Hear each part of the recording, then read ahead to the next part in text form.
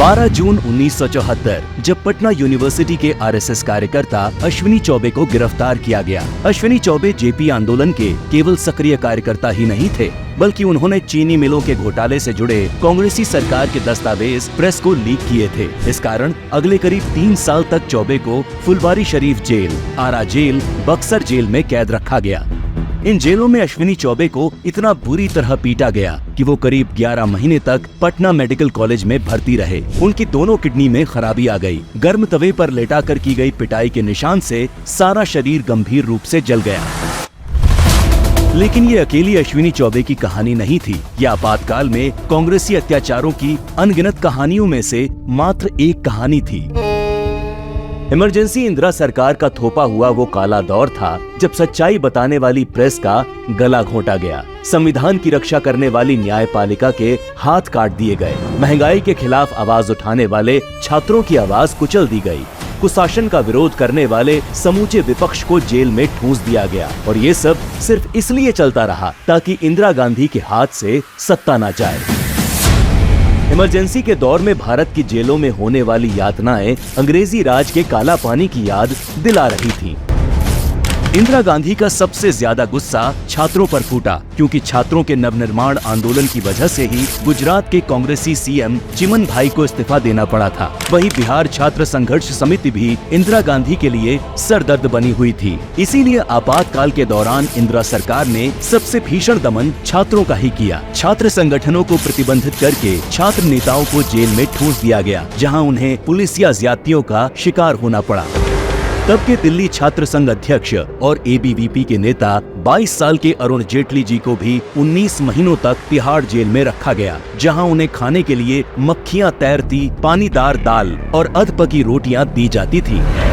दिल्ली के जसवीर सिंह को उल्टा करके इस तरह पीटा गया कि चोट के प्रमाण न रहे।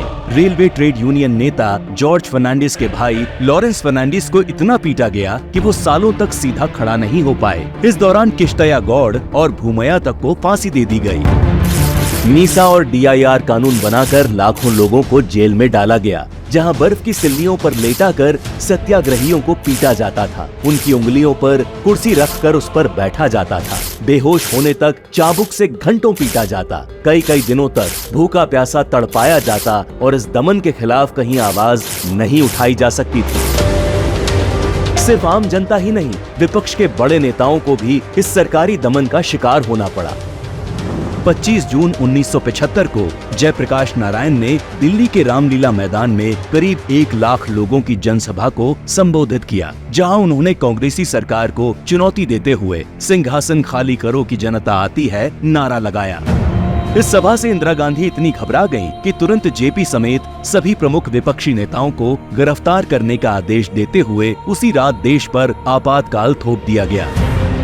इमरजेंसी के दौरान जेपी का स्वास्थ्य तेजी से खराब होने लगा। कैद के दौरान ही उनकी दोनों किडनी खराब हो गईं और उनके इलाज में बरती गई लापरवाही आज तक जांच का विषय है। आपातकाल की वजह से जेपी की रिहाई के लिए भारत में खुलकर आंदोलन चलाना असंभव था। इसीलिए ब्रिटेन में सुरूर होदा ने जयप्रकाश नारायण की रिहाई के लिए नोबेल शांति पुरस्कार विजेता नोएल बेकर की अध्यक्षता में फ्री जेपी अभियान तक चलाया। जेपी की तरह ही वाजपेयी जी को भी आपातकाल के दौरान खराब स्वास्थ्य की वजह से कई महीनों तक एम्स में भर्ती रहना पड़ा। आगे भी लंबे समय तक वाजपेयी जी को आपातकाल के दौरान उपजी स्वास्थ्य समस्याओं से जूझना पड़ा। इसके अलावा मोरारजी देसाई, चौधरी चरण सिंह, लाल कृष्ण अडवाणी, विजय राजे सिंधिया, मुलायम सिंह यादव, महारानी गायत्री देवी, राज नारायण, जेबी कृपलानी, जॉर्ज फर्नांडिस जैसे नेताओं को आपातकाल के दौरान जेल में बंद रखा गया। इस कांग्रेसी दमन की सच्चाई दुनिया के सामने न आए, इसके लिए भारतीय प्रेस का गला घोंट दिया गया और यहाँ तक कि विदेशी पत्रकारों तक को देश निकाला दिया गया। बिना सरकारी निगरानी के अखबार एक भी लाइन नहीं लिख सकते थे। अखबारों के असली संपादक पुलिस अधिकारी बने बैठे थे।